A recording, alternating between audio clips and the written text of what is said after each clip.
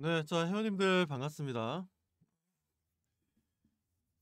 이번 시간에는 제가 지난번에 음, 지난번에 그 일봉에 대해서 좀 설명을 좀 드렸어요. 오늘은 이동 평균선에 대해서 좀 설명을 좀 드릴 겁니다. 우리가 그 주식을 하는 데 있어서 저도 이렇게 뭐 저희 회사로 내방하시는 분들이라든지 많은 분들과 이렇게 대화를 하다 보면 주식은 좀 오랫동안 하셨는지 모르겠지만 기초가 좀 부족하신 분들이 좀 많다라는 느낌을 좀 많이 받았습니다. 그러다 보니까 우리가 좀 상식적으로 이 정도는 좀 알고 있어야 음 시장을 대응하는 데 있어서 예 매수 시점이라든가 매도 시점을 잡는 부분들에 있어서 또 중요한 것 중에 하나가 이동 평균선이에요. 그래서 이동 평균선을 좀 알게 되면 아무래도 뭐 그냥 무심결에 차트를 보는 것보다 이동평균선을 보면서 '아 어디서 매수하고 어디서 매도해야 되겠다.'라는 부분을 좀 더 객관적으로 우리가 분류해서 대응을 할 수가 있다라는 겁니다. 자, 그렇다면 이동평균선을 말씀을 드릴 텐데, 자, 우리가 이동평균선 같은 경우에는 뭐 5 일선, 7 일선, 뭐 12 일선, 15 일선, 뭐 20 일선, 30 일선, 60, 120 이외에도 보면 뭐 150 선을 쓰시는 분도 있고, 그리고 뭐 201선, 200, 뭐 260, 뭐 이렇게 뭐 이동 평균선이 엄청 좀 큰 이동 평균선도 끊고 쓰시는 분들이 계세요. 근데 제가 보는 관점에 있어서는 여기 회원님들도 뭐 주식을 한 번 사면 뭐 정말 뭐 몇 달 동안 끌고 가실 건 아니잖아요. 몇 년 동안 끌고 가신 건 아니죠. 뭐 몇 달 동안 끌고 간다면 그래도 61선이나 31선이나 121평선을 이동 평균선을 좀 봐야 됩니다. 근데 대체적으로 이제 대화를 해 보면 개인 투자자분들이 원하시는 건 일단 좀 단기 수익이시다 보니까 아무래도 이동 평균선의 설명에 있어서도 5 일선이나 7 일선, 12 일선, 15, 20 이 정도가 가장 메인이라고 보시면 돼요. 이 정도는 우리가 좀 알고 시장을 좀 대응하다 보면 좋은 결과를 만들어낼 수가 있다라는 거죠. 자, 그런 관점에서 이 5일 이동 평균선 같은 경우에는 단기 급등하는 종목들에 대해서는 우리가 5일 이동 평균선을 좀 봐야 됩니다. 그래서 여기도 보면 이제 5일 이동 평균선에 대해서 이렇게 설명이 좀 나와 있죠. 그리고 7일 이동 평균선 같은 경우에는 단기 급등 매수 시점 또는 단기 급등에서 추세 이탈이 나와줄 수 있다는 거죠. 그러니까 7일 이동 평균선이 어떻게 보면 5일선보다 좀 더 정확한 매수 시점을 줄 때가 많고요. 그리고 만에 하나 7 일선까지 이탈한다. 그렇게 되면 추세가 확실히 급등해서 횡보라든지 추세 하락이라든지 둘 중에 하나로 변화가 된다라는 걸 인식을 좀 해야 된다는 거예요.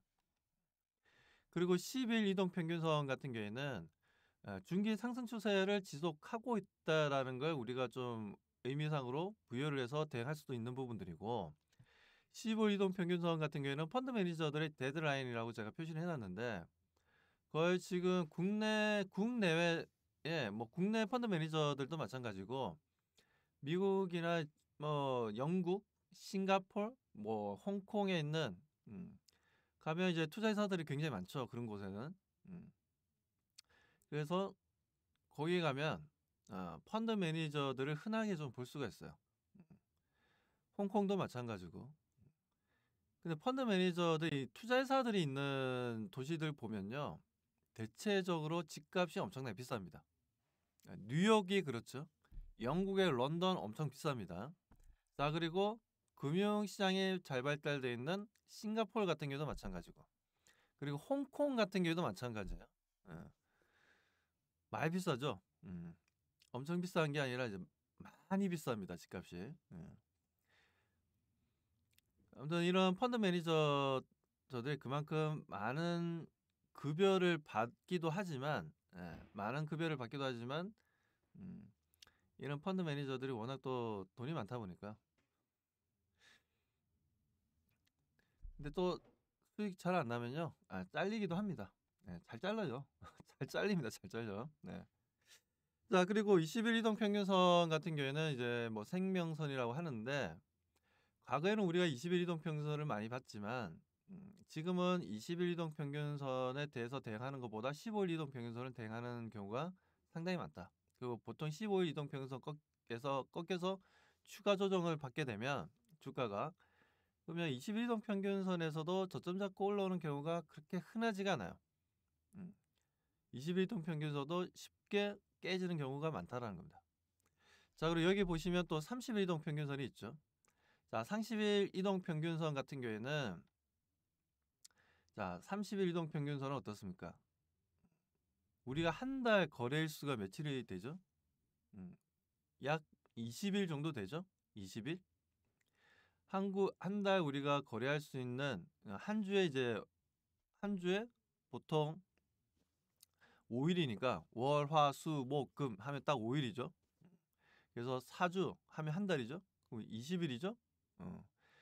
근데 이게 이동평균선 20일 같은 경우에는 거의 한 달에 한 번씩 이제 점을 찍는 곳이다라고 보시면 돼요. 그래서 그걸 연결한 게 생명선이다. 30일 이동평균선 같은 경우에는 그러면 반대로 한 달하고 2주가 더 되는 거죠. 그래서 30일 이동평균선 같은 경우에도 20일 이동평균선을 이탈했다 하더라도 30일 이동평균선에서 또 저점 잡고 반등을 주는 때도 있습니다. 그런데 그 30일 이동평균선 쪽에서 횡보 구간을 만들어주는 경우도 있어요.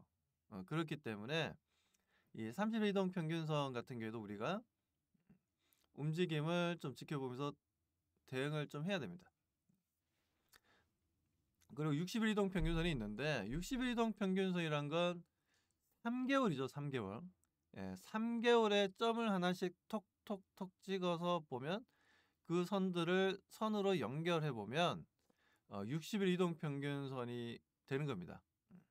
그래서 60일 이동평균선은 30일을 평균을 3개월을 평균을 낸 거기 때문에 중기적인 상승 추세를 유지할 수 있는지 없는지를 따질 때 우리가 60일 이동평균선을 쓴다라고 보시면 돼요. 그리고 120일 이동평균선인데 120일 이동평균선은 그러면 몇 달이에요? 한 달이 20일이니까 6이죠, 6. 6개월이죠, 6개월. 그래서 120일 이동평균선 같은 경우에는 장기적인 상승 추세를 유지하면서 보여주는 부분들에 있어서 단기, 중기, 펀드 매니저, 생명선, 행보구간, 중기, 장기 이렇게 보시면 돼요.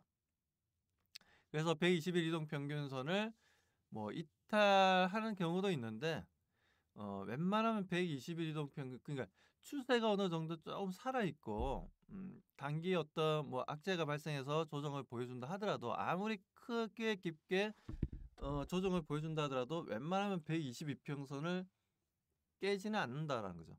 근데 121 이동평균선을 깬다라는 건 추세가 완전 변했고 회사가 뭔가 문제가 있다라고 보셔야 돼요. 회사가 어떤 문제가 있는지는 뭐 좀 더 여러 자료들을 좀 찾아보고 대응해야 된다는 겁니다. 그래서 보통 120일 이동평균선이 꺾이면은 그야말로 뭐 하락 추세가 강하다라고 보셔야 되고 그 하락 추세가 강한 이유를 우리는 찾아봐야 된다는 겁니다. 그래서 120일 이동평균선도 장기적으로 좀 투자하시는 분들도 계시지 않습니까? 물론 이제 단기 대응하거나 단타 대응하시는 분들도 있지만 저도 이렇게 그 상담을 하다 보면 장기로 또 투자하시는 분들이 꽤 많이 계시더라고요. 그래서 그런 분들에게는 꼭 필요한 이동 평균선이죠. 그리고 뭐 골든 크로스라는 건데 이게 우리가 소위 얘기해서 하락 추세를 계속해서 보여주다가 5일선이 7일선 위로 올라타게 되면 이게 우리가 골든 크로스라고 표현합니다. 그러니까 이동평균선 짧은 이동평균선이 긴 이동평균선을 위로 상승한다. 그렇게 되면 소위 얘기해서 역배열 구간에 있던 이평선들이 정배열 구간으로 전환되면서 골든 크로스를 만들어낸다는 거죠. 그리고 여기서 보면 이제 7일선이 11일선을 또 돌파하면서 골든 크로스 만들고, 여기서는 12일선이 15일선을 돌파하면서 골든 크로스를 만드는 흐름들을 볼 수가 있어요. 이런 흐름들이 나와준다면 이제 역배열에서 정배열로 좀 변화를 보여주면서 추세가 상승 추세로 좀 우리가 좀 봐도 괜찮다라는 시그널을 계속 보내주는 거예요, 우리에게. 그러니까 소위 얘기해서 주식 사라는 거죠. 야, 이제 나도 저점 잡았으니까 너네들 지켜만 보지 말고 나를 좀 사줘 라고 신호를 계속 우리에게 보내주는 겁니다. 그리고 우리가 반대로 계속해서 주가 상승을 잘 보여주던 종목, 예를 들어서 SK하이닉스 같은 경우도 마찬가지죠. 계속해서 상승 추세를 보여주다가 5일선이 7일선 아래로 하향 돌파해버리고, 그리고 7일선이 12일선 또 하향 돌파해버리고, 12일선이 15일선 하향 돌파해버린다. 여기가 15일선이 21일선 아래로 하향 돌파해버린다. 이렇게 되면 우리가 소위 얘기해서 이제 데드 크로스라고 표현합니다. 데드 크로스. 데드가 뭡니까? 데드. 죽었다는 거죠. 죽었다. 그렇기 때문에 데드 크로스라고 표현을 하는 거예요. 그래서 여기도 적혀있지만 이동평균선 정배열 구간에서 중장기 이동평균선이 단기 이동평균선 우하향 돌파하게 되면 이건 역배열 구간으로 들어간다는 거예요. 역배열 구간. 정배열 구간이라는 게 뭡니까? 정배열 구간이라는 거는 딱 차트를 봤을 때 5일선이 제일 위에 있고, 그 다음에 뭐 7일선이 있고, 그리고 11일선이 있고, 15일선이 있고, 21일선이 있고, 이런 식으로 순서대로 나열되어 있는 걸 우리가 정배열이라고 합니다. 평균 이동 평균선.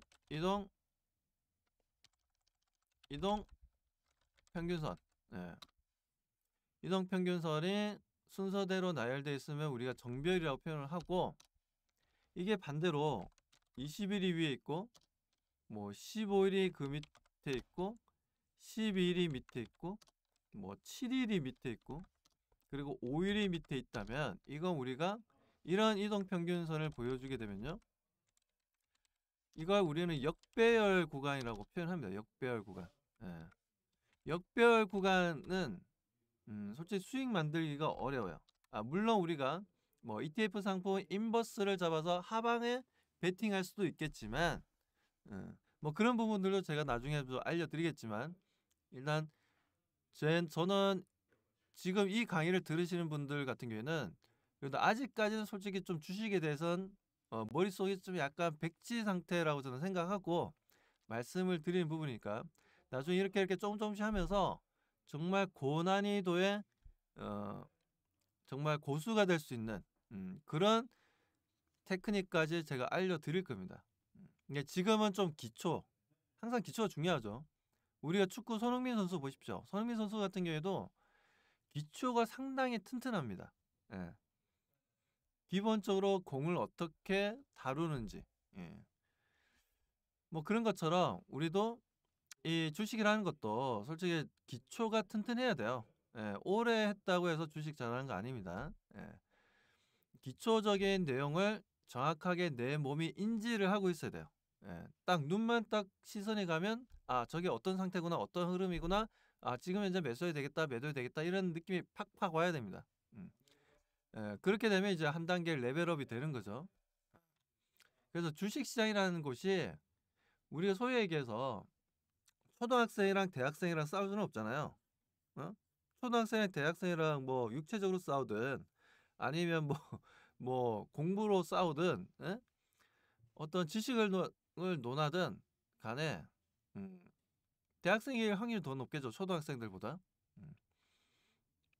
뭐 그런 것처럼 우리가 기본적인 내용들을 좀 알게 되면, 시장은 우리가 항상 보면 몰라서 무서운 거지, 알면은 그 무서움들 자체도 나에게 하나의 주식을 살 수 있는, 시장이 좋지 못할 때는 하나의 또 주식을 살 수 있는 좋은 기회가 될 수가 있는 거예요. 그래서 시장이 지금 현재 좋은지 나쁜지, 그리고 좋아질 가능성이 있는 건지, 좋아지려는 흐름을 보여주고 있는 건지, 아니면 지금까지는 너무나 좋았지만 이제부터는 수익 만들기가 좀 어려워진 상황인지, 그리고 뭐 이제는 좀 소위 얘기해서 뭐 주식 경영에서 그런 말 있죠. 종목과 결혼하지 말라고. 그런 상황인지를 우리가 판단해서 대응을 할 수가 있다는 겁니다. 그래서 정배열, 역배열, 그리고 골든 크로스, 그리고 데드 크로스 이 부분은 꼭 우리 회원님들 꼭 아셔야 되고, 그리고 다시 한번 더 말씀드리지만 이동평균선 5일선 단기 급등 할 때 매수 시점을 잡고 싶다. 그럼 7일선에서 매수를 걸어 놓는 게 좋습니다. 보통 펀드 매니저들도 다 7일선에 걸어놔요, 보통. 예. 뭐 좀 성격 급한 친구들 같은 경우에는 이제 5일선 터치하기도 전에 예, 매수하는 애들도 있긴 있어요. 예, 그런 좀 특이한 애들도 있긴 있는데, 근데 우리가 정말 급등하는 종목들의 저점을 잡고 싶다라고 한다면 보통 7일선을 많이 이용한다라는 겁니다. 아시겠죠? 예, 5일선을 잠깐 이탈했다가 다시 아래 꼬리 잡고 일봉상 올라가는 흐름들을 보여주는 경우가 많기 때문에, 급등주 같은 경우에는 그럴 때는 이 5일선이 상당히 매력적인 역할을 해줍니다. 그래서 5일선 그 급등주를 좀 좋아한다 하시는 분들은 이런 이동평균선을만 잘 대응해도 그래도 좋은 수익을 만들어낼 수 있다고 말씀드립니다. 자, 아무튼 이번 시간에 이동평균선에서 대해서 말씀드렸는데요. 다음 시간에도 또 더 좋은 내용을 가지고 올 테니까 이 부분들 처음부터 다시 한번 좀 보시면서 어려운 내용들 없어요. 그리고 이 부분들은 좀 외우시고, 외우는 거 어려운 건 아니죠. 내용이 어려운 건 아니고 그냥 이해하시면 돼요. 이해하시면. 예. 굳이 막 억지로 외울 필요는 없고 이해를 하시면 됩니다. 5일선이 어떤 역할을 하고 있고 7일선이 어떤 역할을 하고 있고 11선, 15일선, 21선, 31선, 61선, 121평선이 어떤 역할을 하고 있구나. 그 정도만 우리가 인지를 하게 된다면 그래도 그러니까 지금 수익을 만드는 데 있어서 훨씬 내가 더 많은 무기를 가지고 대응을 할 수 있다는 겁니다. 네. 자, 그러면 여기까지 말씀을 좀 드리고요. 다음 시간에 또 다른 또 기술적인 대응할 수 있는 방법, 기초적인 부분들 계속해서 알려드릴 테니까요. 계속해서 이런 교육 자료들 꼭 업로드 되면 꼭 확인하시고 내 것으로 만드시길 바라겠습니다. 자, 여기까지 방송하도록 하겠습니다.